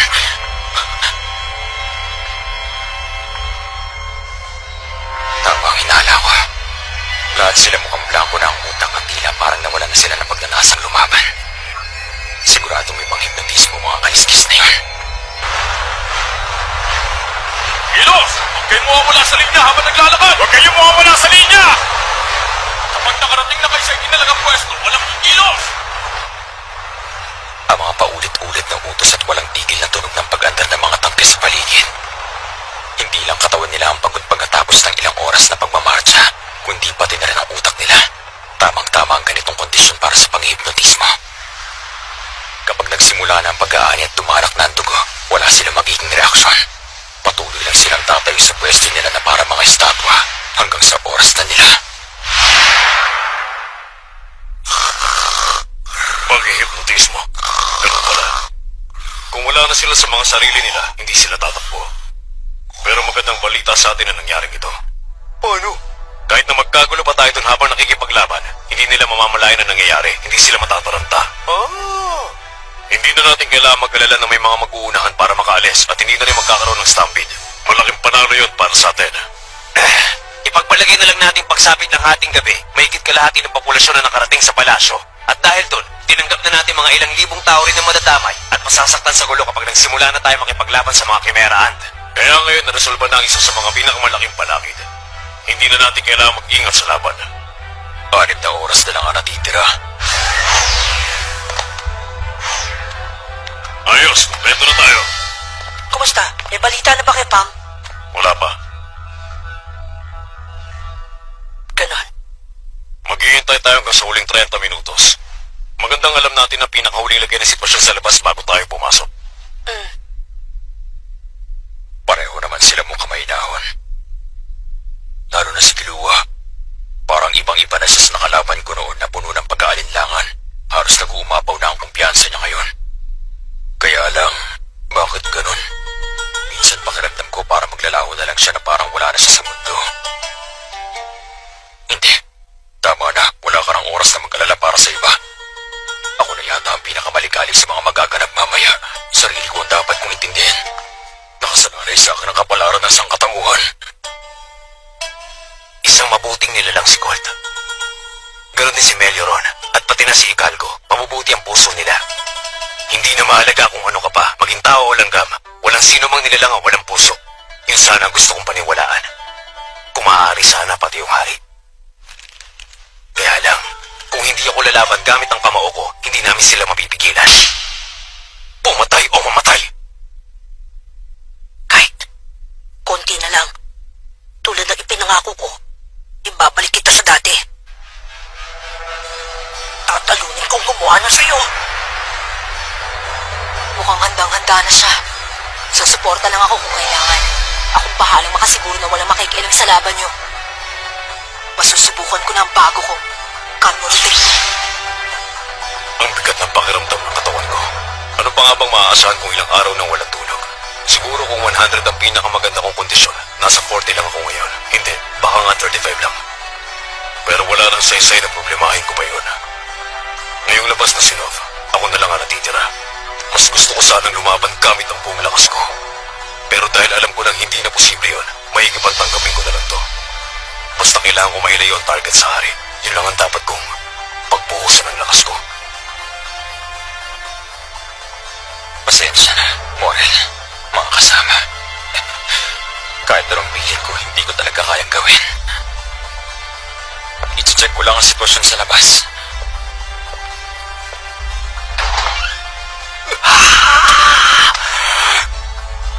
Mukhang ito na talaga ang pinakamatagal na kaya kong pigilan ng paghinga ko. 2 minuto. Kung idadagdag pa ang tensyon sa sikmura ako mamaya, malamang kalahati lang nun ang kakayanin ko. Okay lang, walang problema. Sapat na yung 1 minuto para dun. Mamaya ng hating gabi, ipapanganak akong muli. Bago ang araw na ito, hindi ko naisip na makakamit ko ang ganitong buhay. Kilua, salamat. Para sa'yo, tutuparin ko ang misyon ko. Bukas na ang panibago kong kaarawan.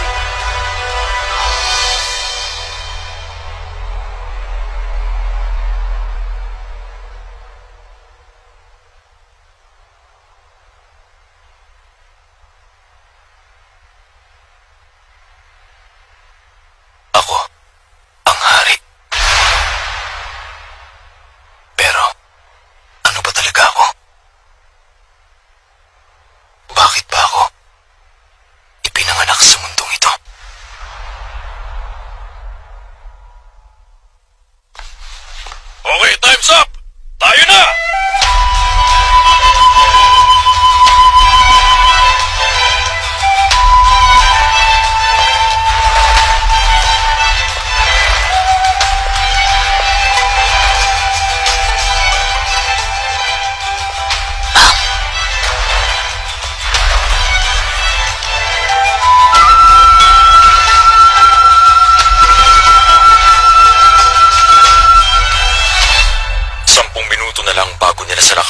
palasyo.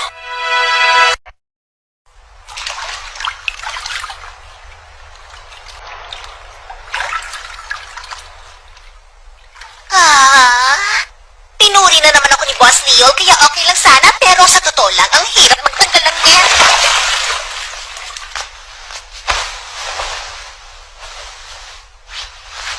Biruin mo, mas malakas ang net na kailangan kong ipawalang gisa, mas tumulobo na malaki ang tiyan ko.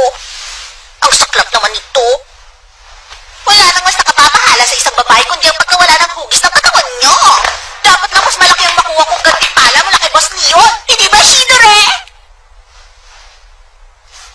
Alam ko, bihira lang ang karaniwang kawal na nakakaintindi sa salita ng tao at maganda sana yun. Kaya lang, sana naman, mas makisimpatya ka pa sa akin ng konti. Kapag nakita niyo siya, pinapahintulutan ko kayong parilin siya kaagad. Layuan siya kaya kahit pakihalo siya, magiging kapansin-pansin pa rin siya. Buisit, ang babaeng yun. Ano naman kaya ang habol niya sa akin? Hoy! Ha?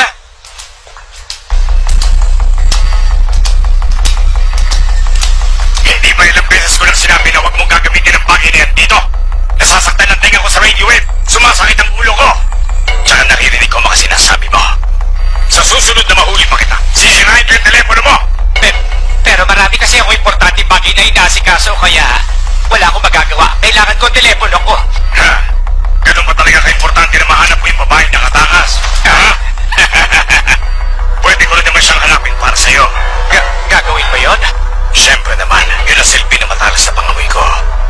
Kung may gamit kang sinuot niya, masusundan ko siya gamit ang amoy niya. Kinikilala ng mga maharlingang gwardiya ang trabaho mo, kaya ganun din ako. Tutulungan kita. Basta tulungan mo rin ako pag kinailangan. Magkaintindihan tayo para sa ikabubuti natin pareho. Oo, sige. Maghahanap ako ng gamit ng babaeng yun. Hintayin mo ako rito.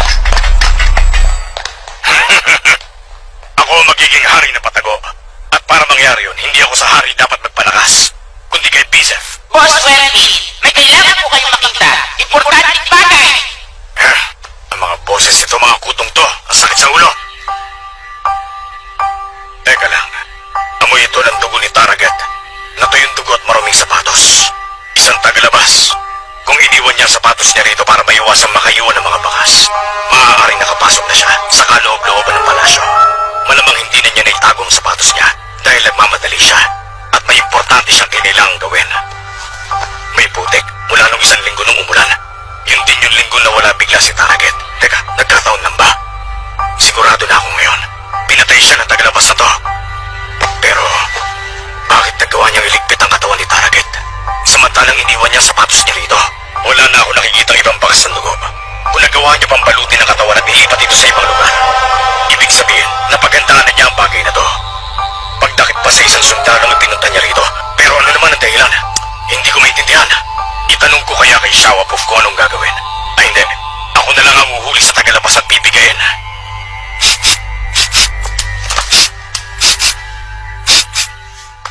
Sabi ko na nga ba, pumasok nga siya sa loob ng palasyo. Mas importante ang isang ito sa babae ni Bizef. Sumunod kayo sa akin!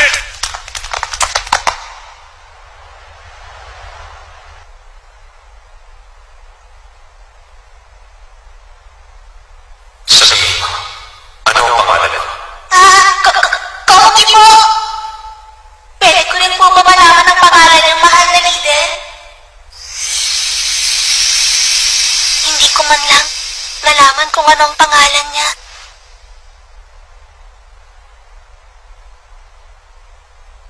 Gusto ko na siyang makalaro ulit.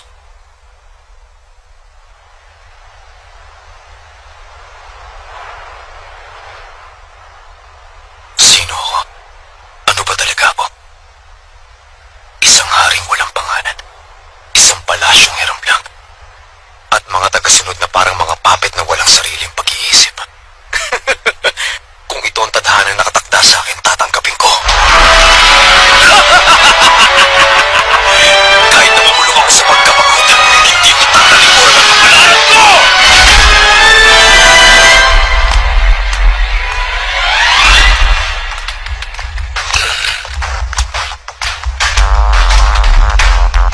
Huwag mo akong sundan. Opo, kaya... Ayoko na pa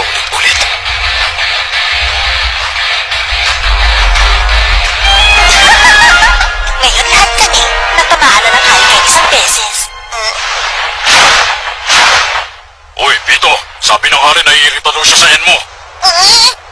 Nahulaan kong sasabihin niya yan kapag nagtagal, kaso nga lang, hindi ko pwedeng tagalin kasi importanteng mapanatiling seguridad. Kung ganun, ikaw na magsabi sa kanya. Ayoko na mahampas muli sa mukha ng buntot niya. Mas magiging katanggap-tanggap po ito, kamahalan. Pipigilan ko ang oras ko sa paligid ng espasyong kinapwestuhan ninyo. Sa ganitong paraan, hindi na po kayo matatamaan ng oras ko at hindi niyo na po ito dapat maramdaman. Sinasabi mo bang hindi ako dapat kumulaw? Dahil ang hula ko imposible namang mapigilan mo ang oras sa paligid ko sa lahat ng oras kung magkikikilos ako. Alam nga namang bumuntot ka sa akin. Hindi ako papayag na magmistulan ng kompreso at bantayan yung bawat kilos ko. Opo. Siyempre po hindi namin gagawin ang anumang hindi niyo ikasisiya. Kahit na sabihin natin hindi ko na mararamdaman ang oras mo kung sa loob lang ako ng espasyong nilaan mo. Ano naman ang ikagiginhawa nun kung kailangan pa rin kitang sabihin na iurong ang espasyong yon sa tuwing may gusto akong puntang lugar. Sige nga. Wala po akong angkop na kasagutan, kamahalan. Gamitin mo lang ang N mo sa paligid sa labas ng palasyo. Sapat na yun. Kailangan mo lang magtiis hanggang bukas sa pag-aani. Hindi ka kontento. Kung gusto mo lang bantayan ang palasyo, sapat na yung sinabi ko, hindi ba? O baka gusto mo namang sabihin ngayon na may mga nanghimasok ng mga tagalabas dito. Dahil kung ganun, para mo na rin inamin na walang silbi yung N mo. Dahil sa kabila nun, may mga nakalusot pa rin sa'yo. Mali ba ako? Tama po kayo. Kung gagawin ko yon at lilimitahan ko lang ang end ko sa labas ng palasyo, hindi ko mahuhuli kung may papasok sa palasyo mula sa ilalim ng lupa. At kung may kalaban na nasa loob na ng palasyo kapag nangyari yun, hindi magagawang kilalanin ng end ko ang Krisya nila. Si Komogi ba ang tinutukoy mong kalaban na nasa palasyo? Hindi po. Sa kasalukuyan, may 11 iba't ibang sundalo po tayo naninirahan sa palasyo. At malaya silang nakakapasok at nakakalabas anumang oras nila gustuhin. Hindi ito labag sa batas natin. Kapag ganon, kinakailangan tiyakin ko ang pagkakakilanlan nila. Kaya lang kung sakaling may nangyari at nagawa silang kontrolin ng kalaban, mahihirapan akong malaman yan sa isang maiksing checkpoint lang. Bukod doon, Tama na. Maaari mong gamitin ang N mo sa unang palapag. Yun lang. Sapat na yun para mahuli mo ang mga tagalabas kung galing sila sa ilalim ng lupa. Sabihan mo ang lahat na walang pwedeng umakit sa mga itaas na palapag. Kapag may nahuli ako doon, ako na mismo ang bahalang haharap sa kanila. Ikaw din, hindi ka pupunta hanggat hindi kita tinatawag. Kapag inistorbo mo pa ako, mananagot ka sa akin. Dati pa namang ipinagbabawal yung ibang mga sundalo sa ibang lugar bukod sa unang palapag kaya wala tayong problema. Paano naman ako? Saan ako pupwesto ngayon? Doon ka lang sa may gitnang hagdan na kumukonekta sa una at pangalawang palapag.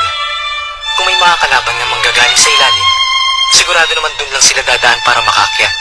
Napansin niyo bang ang init-init ng ulo ng hari nito mga nakaraang araw? Talagang sobrang dinamdam niya ang pagkatalo niya sa gunggi, ano? May hula na ako noon pa sa tunay na sanhi ng pagiging iritable niya. Gamit ang kapangyarihan kong spiritual message, malalaman kong katotohanan. Pero kapag ginawa ko yon, para ko na rin ininsulto ang aming hari. Hindi. Mga palusot ko lang yon. Ang totoo, natatakot din akong malaman. Natatakot akong malaman kung ano ang nakapangingilabot na bagay na patuloy na lumalabas sa loob ng hari. Hindi ko ito kakayanin.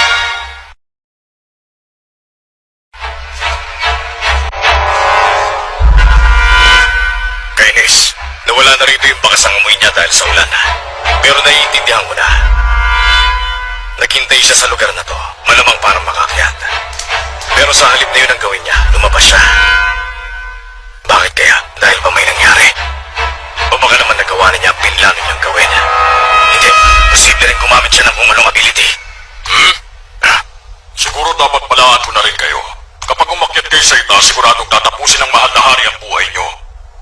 Siguraduhin mong alam ng lahat ng iba mong kasama sa palasyo. Opo. Pakpak. Paano kung may kakayahan yung iba dyan ang himasok? Paano na?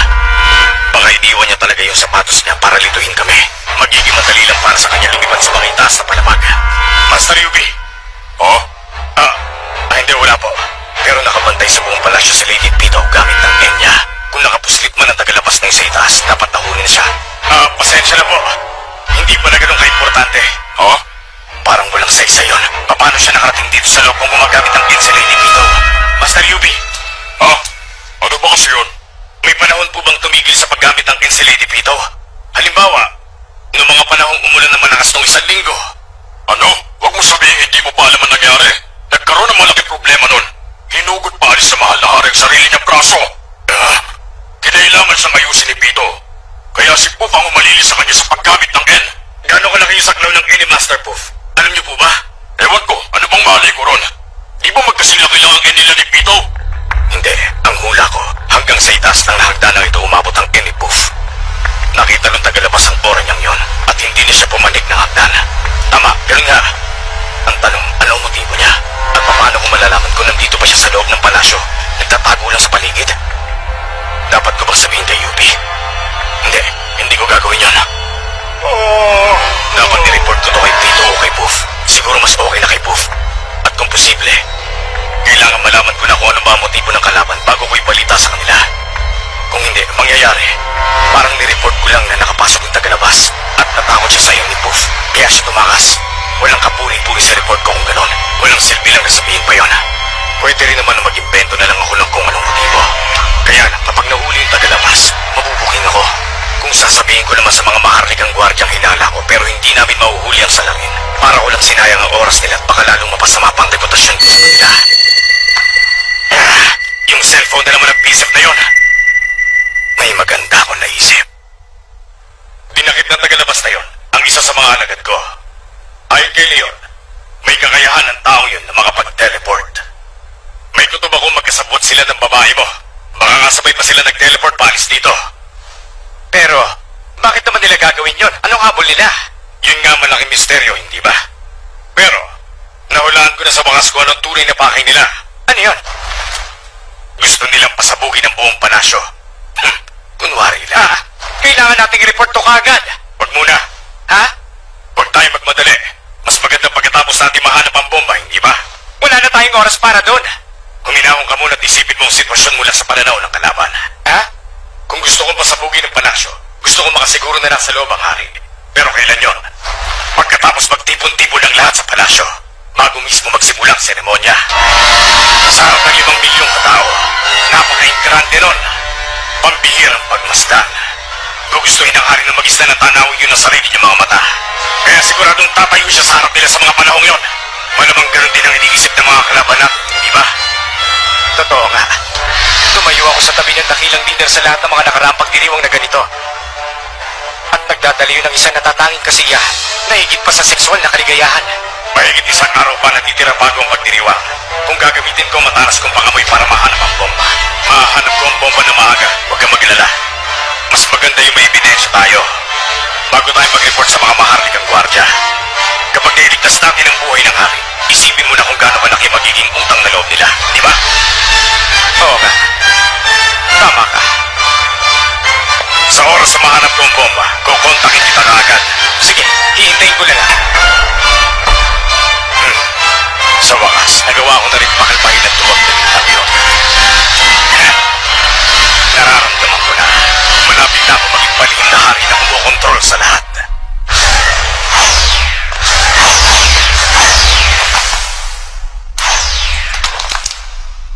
Itong minuto na lang. Pag 1 minuto na lang, magbibigay na ako ng senyales kaya dito kayo maghintay malapit sa exit. Kaya hanggang sa oras na yun, standby lang. Medyo tungkol sa kapangyarihan mo. Oo, alam ko. Isang tapik sa balikat mo, 10 segundo bago ako huminga. At isang tapik ulit sa balikat mo kapag sinimulan ko ng pigilan uli ang paghinga ko. Tandaan mo, hindi mo kailangang puwersahin ang sarili mo. Basta huminga ka lang kung kailangan mo talagang huminga, huwag mong pigilan. Kapag hindi mo ginagamit ang accomplice ability mo, maaasahan mo ako. Ako ang bahalang gumawa ng paraan.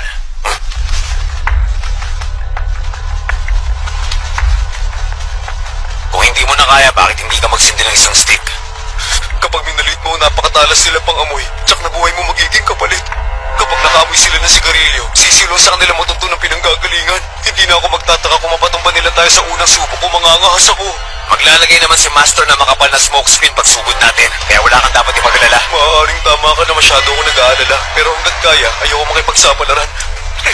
Ayoko na may pagsisisihan ako sa bandang huli.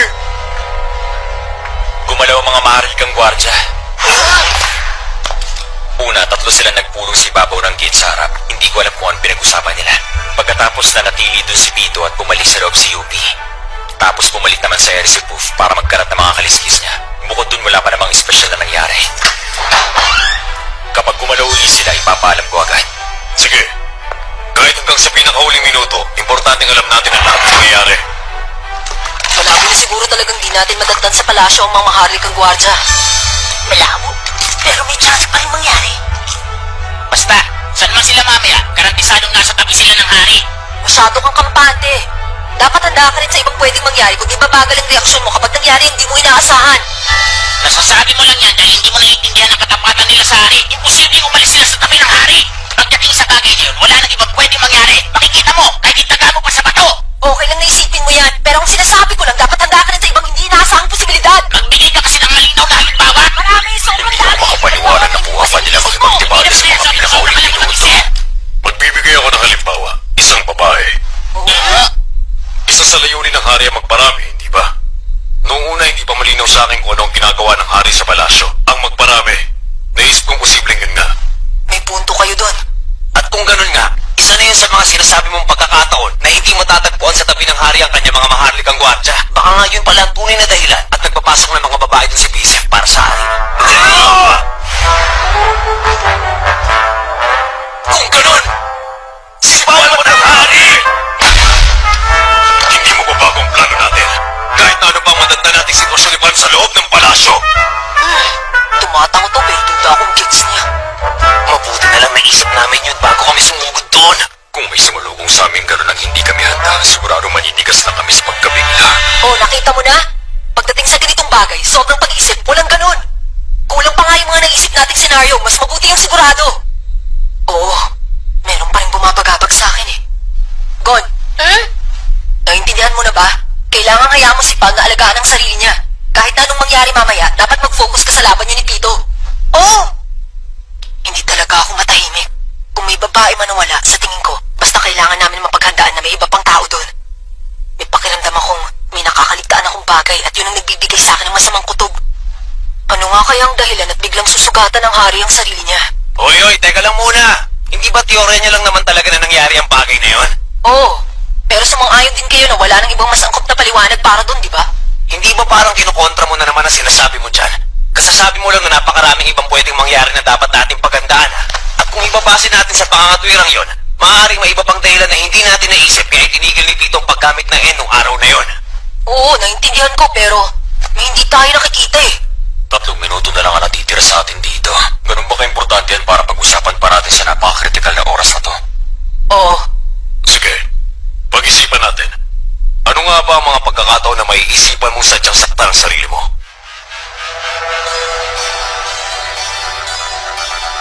kapag hindi mo mapatawad ang sarili mo.